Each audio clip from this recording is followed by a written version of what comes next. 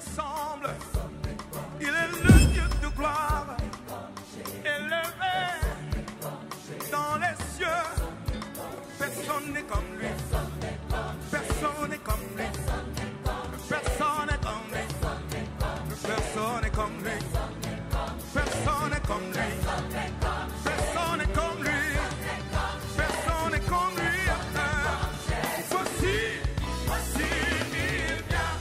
Au son de la trompette, chez vos chandeliers, brillant comme le soleil, élève la voix, comme c'est le jubilé.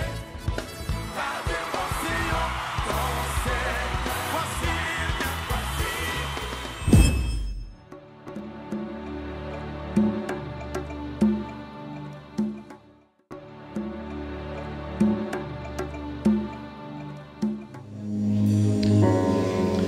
Amen. Acclamons Jésus. Acclamons Jésus. Acclamons Jésus. Notre roi, notre Seigneur, notre Sauveur.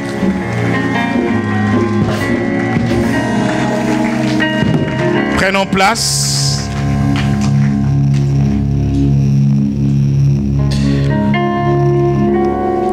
Nous parlons de l'intégrité cette année. Et le Seigneur, par le Saint-Esprit, nous a conduits. Et dans sa parole, pour nous amener dans les thèmes de ce jour, la lumière s'élève et dans les ténèbres pour les hommes justes. La lumière s'élève dans les ténèbres pour les hommes justes. La gloire de Dieu ne s'élève pas pour tout le monde. La gloire de Dieu ne s'élève pas sur tout le monde.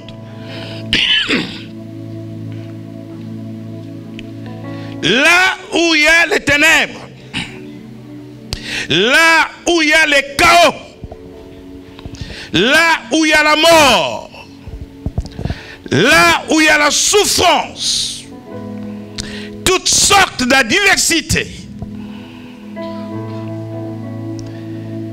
il y a deux sortes de peuples ou de personnes.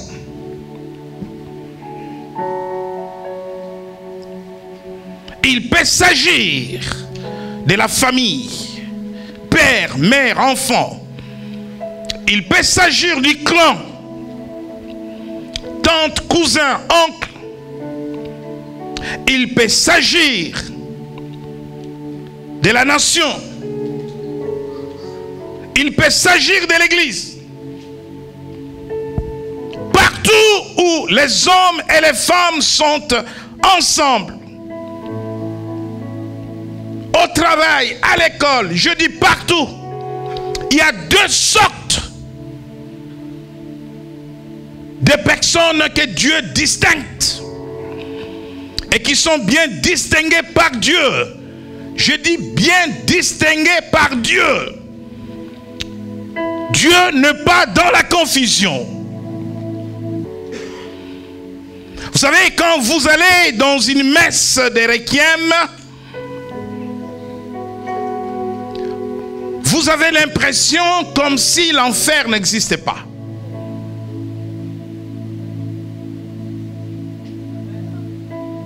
Parce que l'homme n'est pas capable de dire qui meurt en Christ et qui meurt en Satan. Mais Dieu le dit. Tous ne meurent pas en Christ. Dieu distingue toujours le juste de méchant. Toujours. De l'Ancien Testament au Nouveau Testament. Au temps de la loi, il distinguait le juste du méchant. Et au temps de la grâce, il distingue le juste du méchant.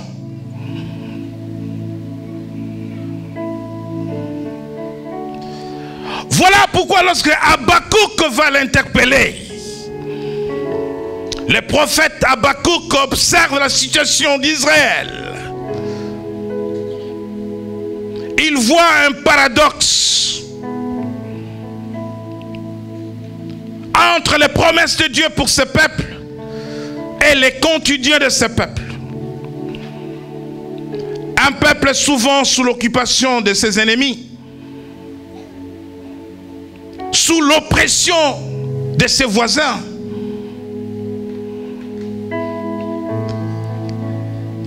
Et Habakkuk interroge Dieu. Où sont passées toutes ces histoires que nos pères nous racontaient? Le miracle que tu produisais au milieu d'eux. Mais Dieu ne change pas, Dieu n'a pas changé. Dieu dit à Habakkuk, mon juste vivra par la foi. Au milieu de ce peuple en souffrance, j'ai un peuple qui m'appartient. Et celui qui m'appartient est juste. Celui-là, il vivra par la foi. Et donc Dieu n'a pas fini de distinguer les croyants des incroyants. Même dans les églises, Dieu fait cette distinction. Jésus n'a-t-il pas dit que tous qui m'appellent Seigneur, Seigneur, Seigneur n'entreront pas dans le royaume des cieux? Parce que il y a une distinction. Et si vous êtes un peuple distingué, cette parole est pour vous. Parce que vous êtes le juste de Dieu. Au milieu de toutes les turbulences du monde, nous vivons dans un monde en désordre aujourd'hui. Un monde en désordre. À tous les niveaux. Un monde chaotique. Le chaos du temps de Sodome et Gomorrhe a réapparu dans le monde d'aujourd'hui. Dieu a vu ce chaos.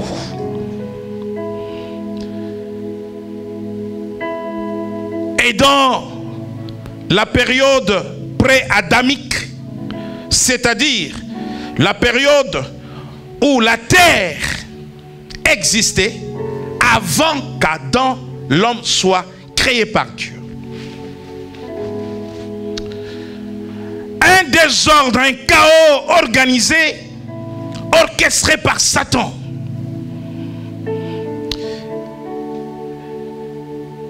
Et Dieu dit, je ne laisserai pas le chaos régner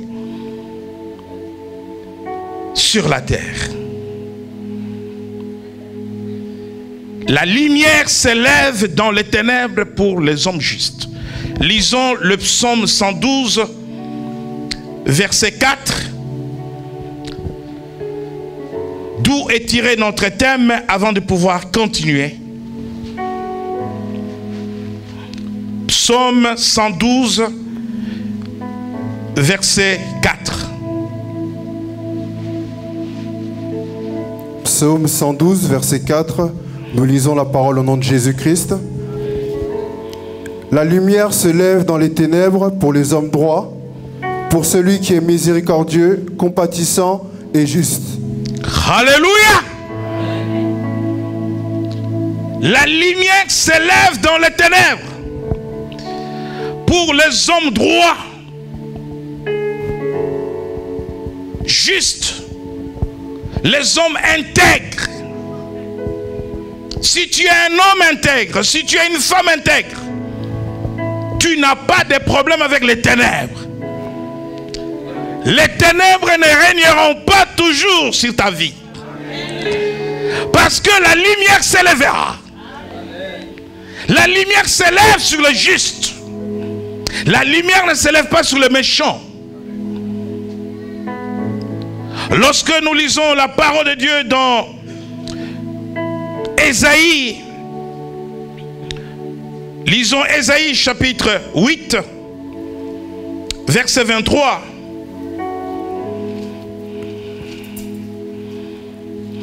Ésaïe chapitre 8, verset 23. Je lis la parole au nom de Jésus. Mais les ténèbres ne régneront pas toujours sur la terre, où maintenant des angoisses. Si les temps passés ont couvert d'opprobre le pays de Zabulon et le pays de Nephtali, les temps à venir couvriront de gloire la contrée voisine de la mer, au-delà du Jourdain, le territoire des païens. Parole du Seigneur. Alléluia. Mais les ténèbres ne régneront pas toujours sur la terre, où il y a maintenant des angoisses, si les temps passés ont couvert d'opprobre. Les temps à venir couvriront de gloire. Dieu distingue le juste du méchant, et Dieu distingue le temps passé du temps à venir. Les ténèbres ne régneront pas toujours sur ta vie, enfant de Dieu. Combien de temps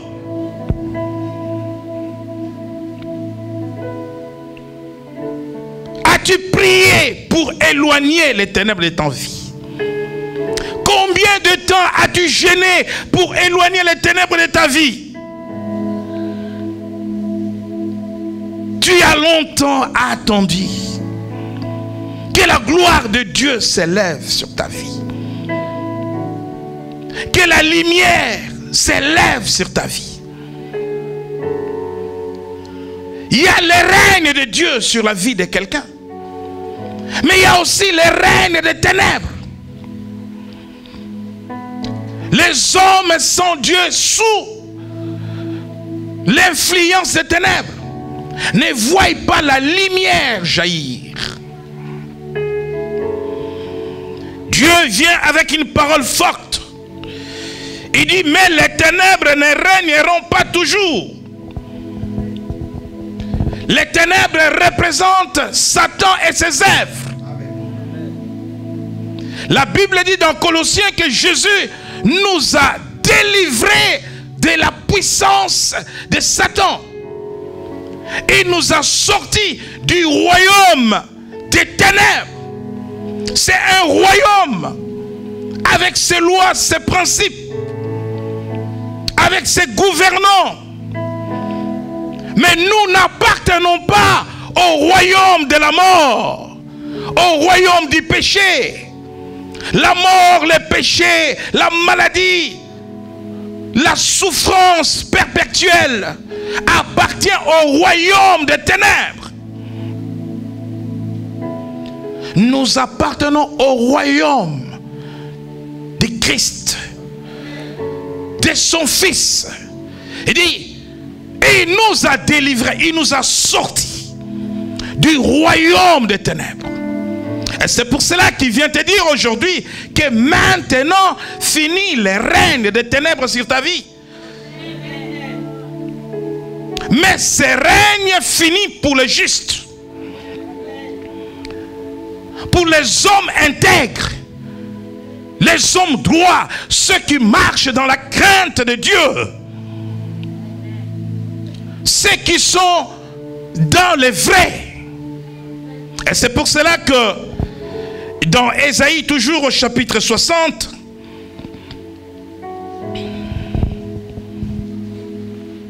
Ésaïe, chapitre 60, verset 1er.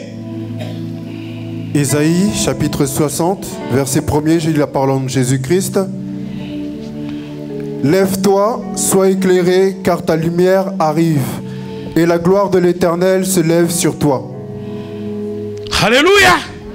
Lève-toi et sois éclairé, car ta lumière est en marche. Ta lumière est en route. Ta lumière arrive.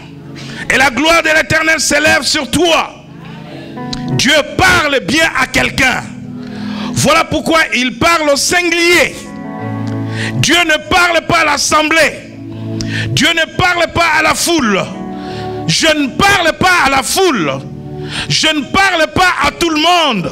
Mais je parle bien à une femme. Mais je parle bien à un homme. Parce que Dieu dit, lève-toi, sois éclairé, car ta lumière arrive. Il me semble que Dieu ne vient pas nous dire que notre lumière arrive. Il me semble que Dieu ne vient pas dire la lumière arrive. Chaque mot a un sens. Dieu ne dit pas notre lumière. Dieu ne dit pas la lumière du jubilé. Dieu ne dit pas la lumière. Mais il dit ta lumière. Elle est à toi. Ta lumière. Ta lumière. Et si tu comprends cela, cette lumière, ce jour, va s'élever pour t'éclairer.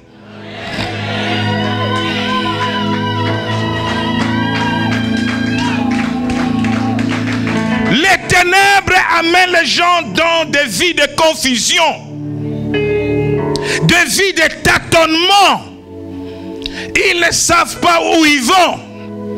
Ils ne savent pas ce qu'ils doivent faire. Ils vivent comme tout le monde. Ils suivent tout le monde parce qu'ils ne sont pas éclairés. Parce que la lumière amène la révélation. La lumière amène l'éclairage. La lumière conduit. La lumière guide. Cette lumière, quand Dieu a vu le chaos dans Genèse au chapitre 1er, la Bible dit au commencement Dieu créa le ciel et la terre. La terre était informe et vide. Il y avait des ténèbres à la surface de l'abîme. Et l'Esprit de Dieu se mouvait au-dessus des eaux. Et Dieu dit que la lumière soit. Et la lumière fut. Je reviens sur ce texte pour dire que cette lumière n'est pas le soleil. C'est que c'est parce que au commencement Dieu a créé le ciel et il a créé la terre. Mais après la rébellion de celui qui était autrefois appelé astre brillant, oui, il était un astre brillant, un ange de lumière. Il portait sur lui des pierres précieuses. Quand vous lisez dans Ézéchiel au chapitre 28, c'est là que commence le cours du combat spirituel. Vous comprendrez ce qu'était Satan, sa position auprès de Dieu.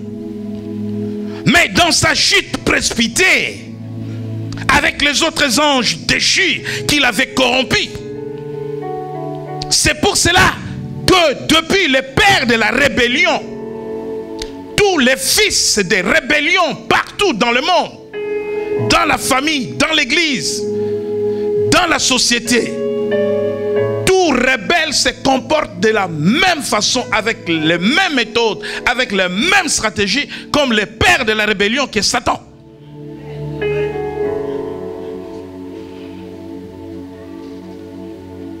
Tout simplement parce que c'est une sémence. Et toute sémence a pour but, entre autres, la reproduction. Satan a corrompu les bons anges, pas tous, mais ceux-là qu'il pouvait influencer. C'est comme tout rebelle dans l'armée. qui se retire, qui prend les armes, il va corrompre quelques militaires, mais pas tous toujours. Et quand il a été précipité, dans le livre d'Apocalypse, la Bible dit, il y a eu une bagarre. Michael, les anges de Dieu, contre Satan et les anges de Chi. Et ils ont été précipités. Dieu dit, malheur à la terre. Malheur à la terre. Parce que le corrompu, le rebelle est descendu sur la terre. Alors quand Satan est descendu sur la terre, il a établi son royaume et il a détruit toute l'œuvre de Dieu. Dieu ne pouvait pas reconnaître la terre. Dieu ne pouvait pas regarder la terre qu'il avait faite au commencement. Nous sommes dans la période pré-adamique, avant Adam. L'homme n'est pas encore créé.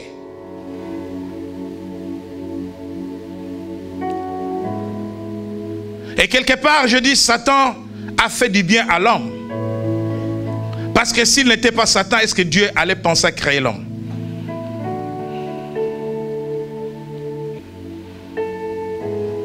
Il y a des rébellions qui résolvent certains problèmes de foi.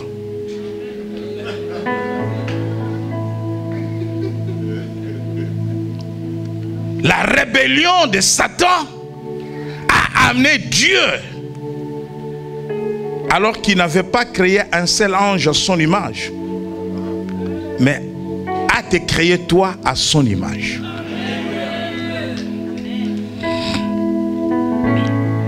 Si Satan n'avait pas corrompu la terre, si Satan n'avait pas amené le désordre, la Bible dit que la terre était informe et vide. Donc il a saccagé. Il a détruit. Il y avait un chaos, mais alors un chaos terrible. Bien-aimé, tout chaos, tout désordre, ton corps est malade parce qu'il y a un désordre dans les organes. Il y a un dysfonctionnement des organes. Peut-être que l'intestin ne s'entend pas bien avec les reins avec le cœur. Ils sont en conflit. Il y a tout un désordre. C'est les ténèbres. Parce que Dieu, en te créant, il n'a pas mis ses organes en place pour qu'ils rentrent en conflit les uns les autres. Quand les organes dans le corps rentrent en conflit les uns les autres, les médecins sont là. Ben, il y a un problème dans le corps. Dieu avait placé les choses à leur place. Satan a changé la configuration de la terre. Oui, c'est lui le roi. C'est pour cela que lorsqu'il est précipité, Dieu dit malheur à la terre. Parce qu'il sait ce qu'il va faire. Alléluia. Bien-aimé dans le Seigneur, la première chose que Dieu a fait pour arrêter le désordre, le chaos, l'anarchie, et c'est ce qu'il fera dans ta vie aujourd'hui. Dieu dit que la lumière soit, et la lumière fut. Cette lumière-là n'est pas le soleil. Dieu n'a pas amené le panneau solaire pour éclairer la terre. Cette lumière-là, c'est Christ. À travers la gloire, Dieu a amené la gloire qui était avant sur la terre. Comme il avait créé la terre, il a amené cette gloire sur la terre. Il a amené cette lumière sur la terre. Mais la vérité est que les ténèbres ne supportent jamais la lumière.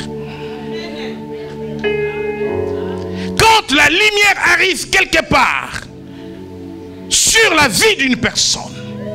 Quand la lumière rentre dans la maison de quelqu'un, les ténèbres sont obligées de céder. Céder la place à la lumière. Je suis en train de te dire que dans ta vie, si les ténèbres a régné en amenant la mort, la maladie, la pauvreté, les échecs, des malédictions, je suis en train de te dire, à partir du moment où la lumière s'élève sur toi, la gloire de Dieu s'élève sur toi, les ténèbres sont obligées de partir. Alléluia. Et Dieu savait que les ténèbres ne supportent pas la lumière. Et à partir du moment où il a dit que la lumière soit, la lumière fit, sa gloire est descendue. Et à partir de ce moment-là, il a commencé à remettre de l'ordre. La Bible dit dans le livre de Jean,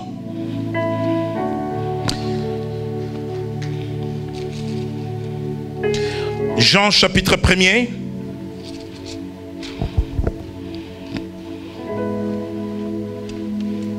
Jean chapitre 1er, verset 5. Verset 5, je lis la parole au nom de Jésus.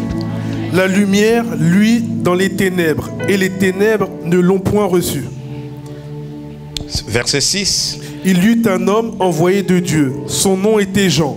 Il vint pour servir de témoin, pour rendre témoignage à la lumière, afin que tous croient par lui. Il n'était pas la lumière, mais il parut pour rendre témoignage à la lumière. Cette lumière était la véritable lumière qui, en venant dans le monde, éclaire tout homme. Merci. Je vais révéler 3 choses parmi tant d'autres. 3 seulement. Parmi tant d'autres que la lumière fait dans la vie de quelqu'un. Lorsque la lumière apparaît dans la vie de quelqu'un, le travail que fait la lumière.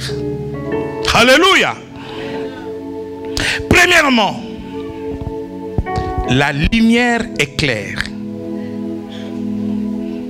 La lumière éclaire. La nuit, si nous éteignons les lampes, nous serons dans l'obscurité. Personne ne pourra lire sa Bible ici. Mais lorsqu'on va appuyer sur l'interrupteur, la salle sera éclairée. Jean 1, 9. Cette lumière était la véritable lumière qui, en venant dans le monde, éclaire tout homme. Dans le tabernacle, les derniers compartiments où se trouvait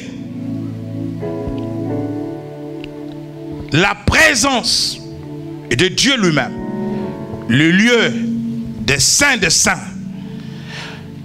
lorsque les sacrificateurs partaient du parvis en traversant le lieu saint et avant de rentrer dans le lieu saint des saints, il était interdit aux sacrificateurs d'aller à cet endroit avec une lumière naturelle, d'aller avec le feu ou une torche ou une bougie, parce que cette pièce était éclairée de manière mystérieuse, parce qu'il y avait la présence de Dieu, la Shekinah, la gloire de Dieu, et c'est cette gloire qui est éclairée cette pièce. Donc la lumière vient pour donner l'éclairage là où il y a les ténèbres. Lorsque nous lisons dans Exode au chapitre 10, Exode chapitre 10 verset 21. Exode chapitre 10 verset 21, j'ai lu la parole au nom de Jésus-Christ. L'Éternel dit à Moïse: étends ta main vers le ciel et qu'il y ait des ténèbres sur le pays d'Égypte et que l'on puisse les toucher. Moïse étendit sa main vers le ciel Et il y eut d'épaisses ténèbres dans tout le pays d'Égypte pendant 3 jours. On ne se voyait pas les uns les autres, et personne ne se leva de sa place pendant 3 jours. Mais il y avait de la lumière dans les lieux où habitaient tous les enfants d'Israël. Alléluia. La lumière s'élève dans les ténèbres pour les justes. Parmi les 10 plaies, Dieu a amené les ténèbres dans tout le pays d'Égypte. Mais Gozen, c'est un département qui se trouve dans le pays d'Égypte, ou un quartier. Mais le peuple de Dieu était basé à Gozen.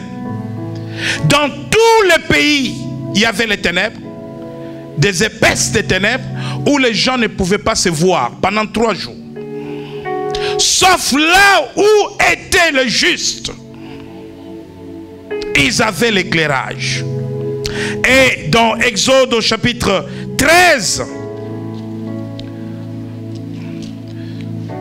verset 21, la Bible dit: l'Éternel allait devant eux le jour dans une colonne de nuée pour les guider dans leur chemin. La nuit, dans une colonne de feu pour les éclairer, afin qu'ils marchassent jour et nuit. Lorsque la lumière s'élève sur un juste, la lumière montre la direction. Et devant des choix difficiles, la lumière éclaire. Porte ton choix sur ça ou sur telle autre chose. Parce que les ténèbres amènent la confusion, les tâtonnements. Mais la lumière guide les enfants de Dieu. Lorsque la lumière s'élève, mais cette lumière, c'est Christ lui-même. C'est lui le guide. La Bible dit que Dieu partait avec eux, mais au travers de la nuée, les jours, eux le feu, la nuit, pour les éclairer, les accompagner, les conduire. La deuxième chose que la lumière fait, lorsque la lumière arrive quelque part dans la vie d'un enfant de Dieu, la lumière brise les chaînes. Brise les chaînes. Tu es dans les liens de malédiction. Tu es dans les liens de la mort. Lorsque la lumière s'élève sur toi, automatiquement, les chaînes sont brisées. Tu es dans la captivité. Tu es prisonnier. Tu es enfermé quelque part. Lorsque la lumière apparaît, les chaînes tombent de tes mains et de tes pieds. Lisons la parole de Dieu dans Actes des Apôtres, chapitre 12.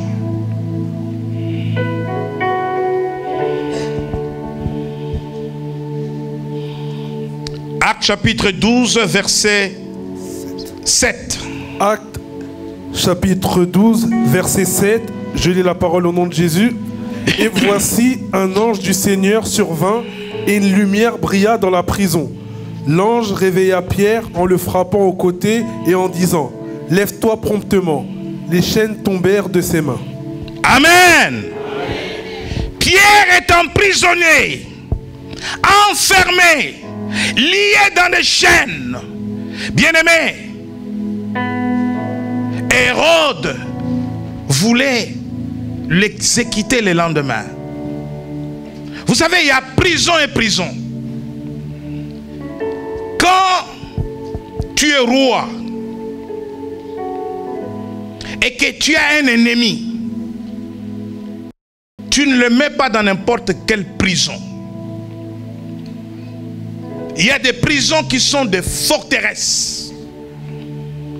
Même quand vous allez dans toutes les prisons, il y a des zones où on met les prisonniers le plus surveillés, le mieux surveillé. Et Pierre était ce prisonnier-là. Les soldats qui le surveillaient étaient armés jusqu'aux dents. Tout en étant dans sa cellule, dans des chaînes. Les portes blindées, verrouillées, fermées. Il y avait plusieurs portes avant d'arriver là où se trouvait Pierre. Non seulement qu'il était dans les chaînes, mais il était surveillé. Bien-aimé dans le Seigneur, non seulement que Satan t'a lié, non seulement que les sorciers t'ont lié, mais ils ont mis des gardes autour de ta vie pour veiller nuit et jour, de manière à ce que tu ne sortes pas de la prison, que tu ne bouges pas.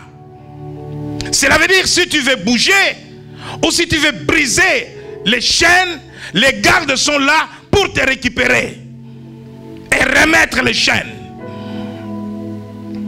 Voilà pourquoi il y a des vies chrétiennes d'échecs. Voilà pourquoi il y a des problèmes qui ne s'arrêtent pas.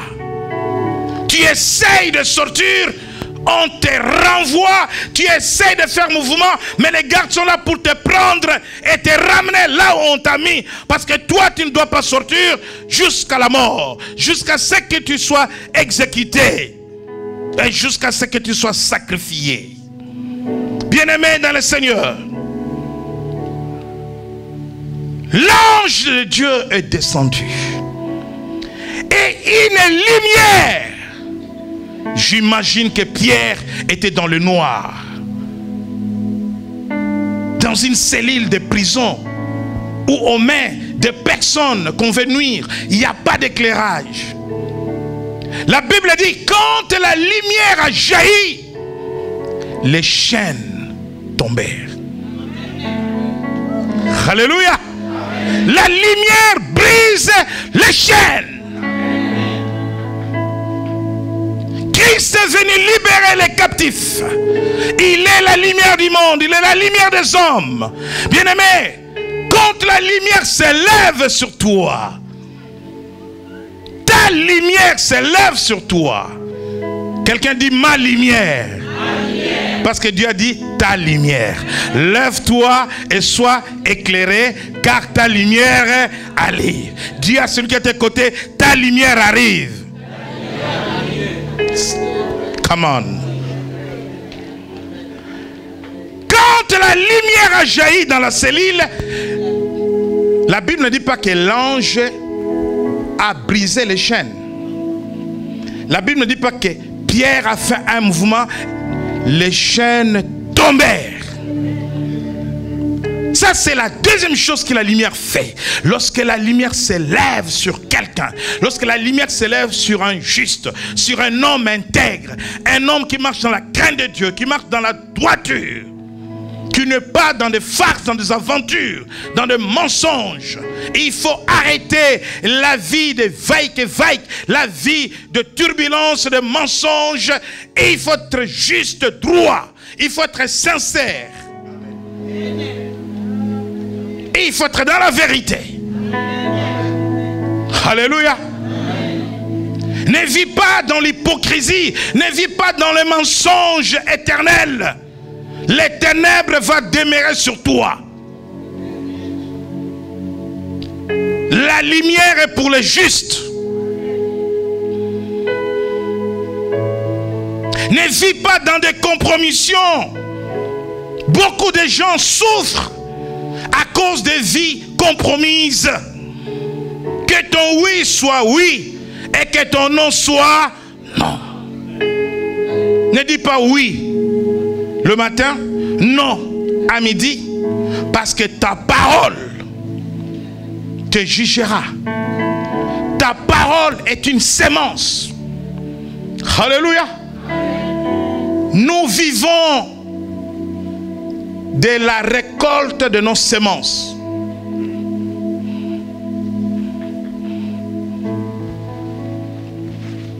Et nous récoltons ce que nous semons. C'est la loi de Dieu. Personne ne peut changer cette loi. Si tu sèmes les aventures, tu récoltes les aventures. Tu vas être instable dans la vie. Sème le mensonge, sème l'escroquerie, sème l'hypocrisie, sème l'infidélité dans ton couple, sème les bêtises, sème. Et ta récolte. Alléluia. Bien-aimé, si je prends les graines de maïs, je mets sous la terre, je n'aurai pas récolté des oranges.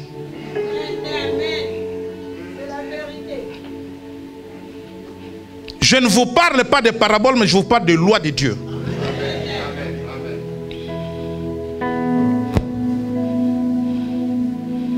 Si tu me mens, toi on te mentira. Si tu me trahis, toi on te trahira. Si tu me voles, toi on te volera.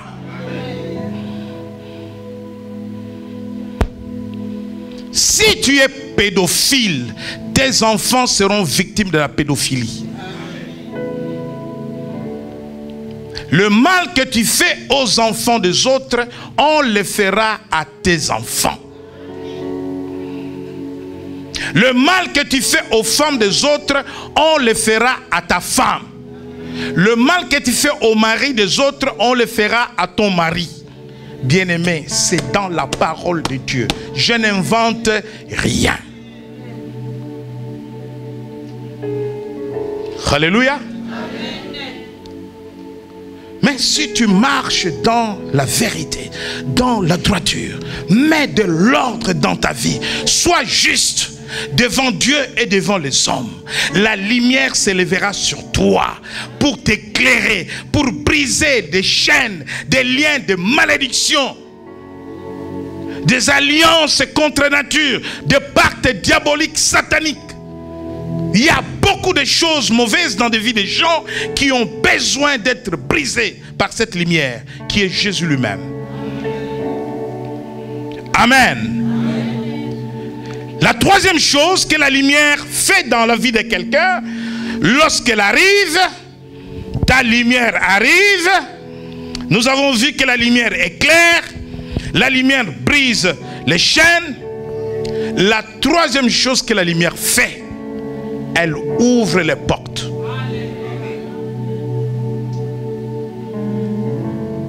Beaucoup d'enfants de Dieu se plaignent et rien ne va dans ma vie. Tout ce que je fais, tout est fermé. Je n'avance pas. Pas de percée. Quelqu'un dit avec moi percée. Percée. Percée veut dire franchir. Aller quelque part. Si tu es instable, tu es au même endroit, tu ne connais pas la percée. Cela veut dire que dans ta vie, il y a des blocages. Cela veut dire que dans ta vie, il y a des barrières. Cela veut dire que les portes sont fermées. Alléluia. La lumière ouvre les portes.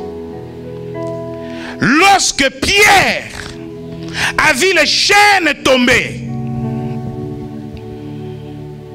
au verset 10, acte 12, 10,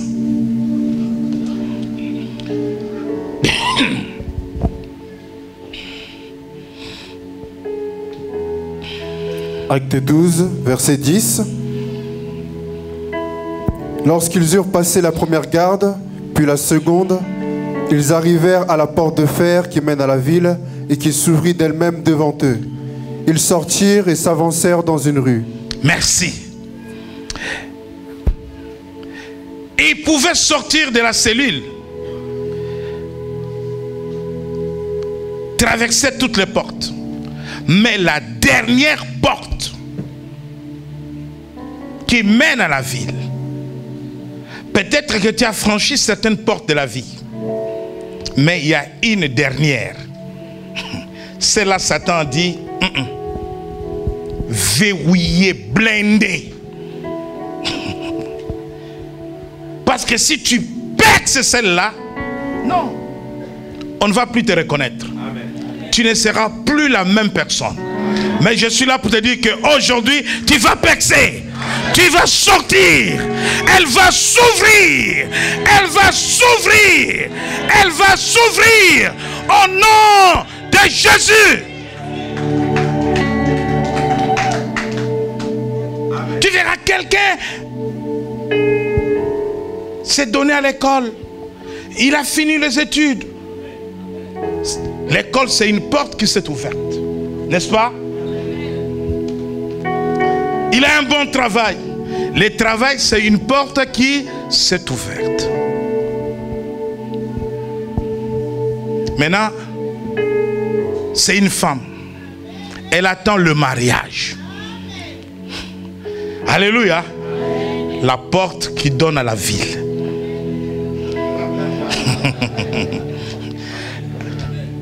Blindé. Amen. Pierre est sorti de la cellule. Et il a franchi toutes les portes. Mais la porte qui l'attendait. Parce que tant qu'il n'avait pas franchi cette porte, il serait toujours dans l'enceinte de la prisonnier.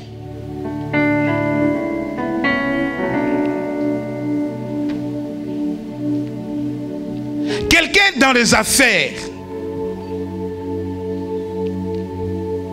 il a reçu à avoir de marché. Mais Dieu, sur son destin, il a mis un marché. Ce marché-là, le jour où il l'a,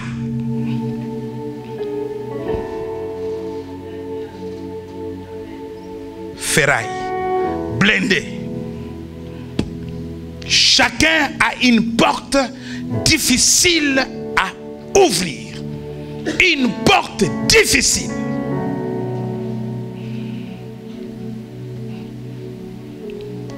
Mais cette porte-là ne résiste pas devant un juste.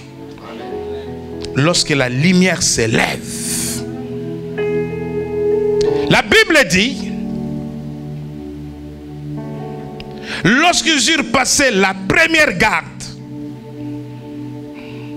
puis la seconde, première garde, passage. Deuxième garde, passage.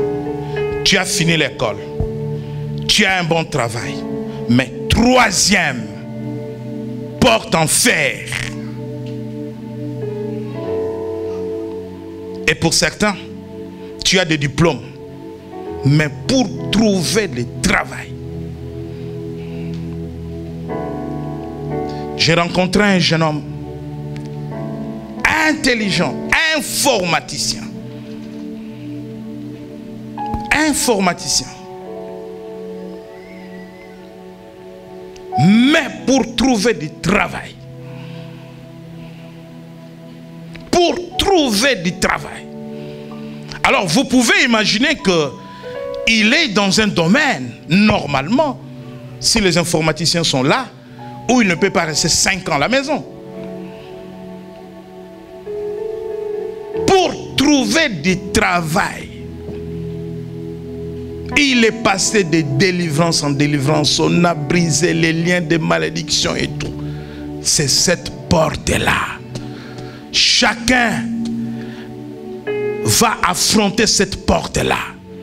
La porte de fer. Alléluia. Tu as une porte de fer qui t'arrête. Je vais te dire qu'il y a une promesse de la part de Dieu pour toi. C'est-à-dire, Dieu dit, ce n'est pas une porte qui va s'ouvrir devant toi. Ok?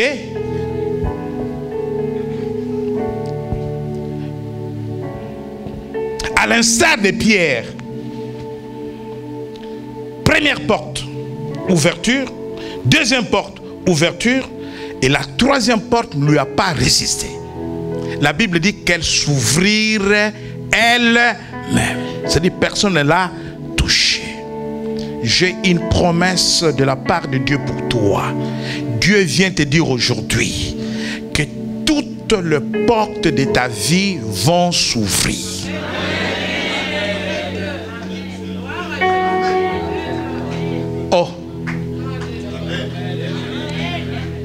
Je croyais que quelqu'un allait donner une offrande d'action de grâce à Dieu.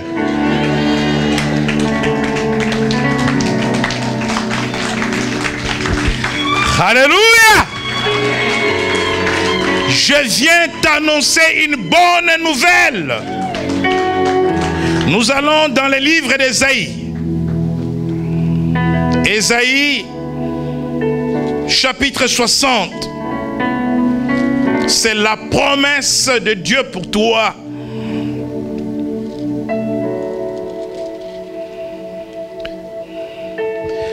Ésaïe chapitre 60, verset 11.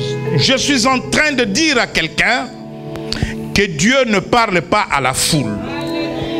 Dieu parle à une personne. Dieu parle à quelqu'un individuellement, personnellement. Voilà pourquoi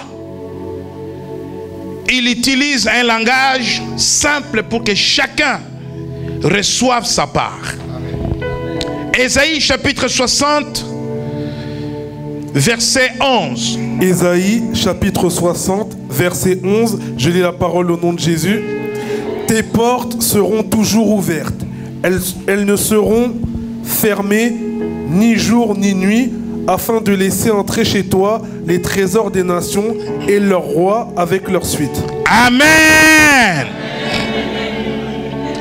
Lève-toi, sois éclairé, car ta lumière arrive, et la gloire de l'Éternel s'élève sur toi.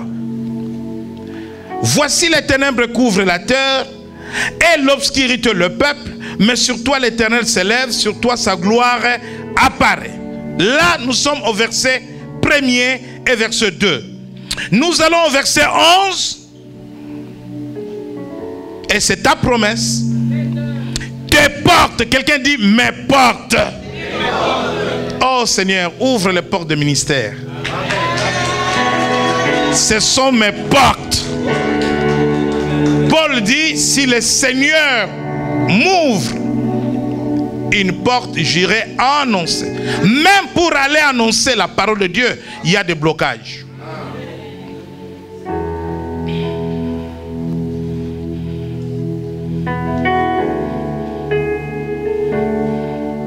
Je devrais être en Afrique du Sud début mars.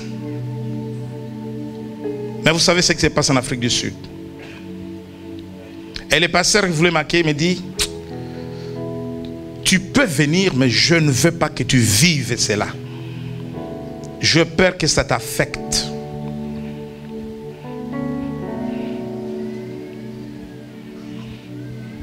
Le Sud-Africain qui menace les immigrés africains chez eux. Les signes des temps de la fin. Les signes des temps de la fin. Quand ils étaient sous l'apartheid dans toutes les nations africaines, le peuple africain s'est levé pour les soutenir. Pour les soutenir. Et certains pays refusaient l'entrée des denrées alimentaires venant de l'Afrique du Sud. Et certains pays africains avaient rompu des relations diplomatiques même avec l'Afrique du Sud. Vous voyez? L'ingratitude. Ce sont les signes des temps. Dans les derniers temps, les gens seront ingrats. Vos propres frères qui vous avez soutenus, qui... Non, pas chez nous. Retournez chez vous. Alors, c'est une porte qui va s'ouvrir parce que je finirai par aller. Mais vous savez que même pour l'évangile, c'est Dieu qui ouvre les portes. Paul le dit. Tes portes seront, bien aimés, lisons bien la parole de Dieu. Tes portes seront toujours ouvertes. C'est-à-dire à partir d'aujourd'hui. Ne viens pas me raconter, la porte s'était ouverte, j'ai trouvé du travail, mais là, je n'ai plus de travail. Non. Ton travail ne va pas s'arrêter.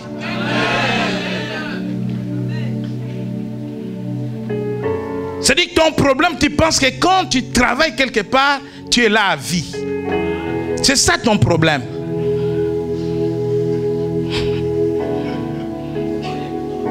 tu travailles quelque part, on te dit que le travail s'arrête. Ah, mais on avait prié pour ce travail. Mais là, je ne comprends pas.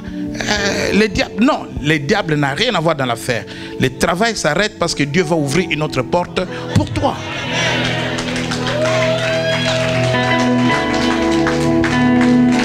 Le problème, c'est que tu es habité par la paresse, comme tu as trouvé un CDI à vie qui va recommencer les démarches, faire encore les CV, aller chercher encore un autre travail.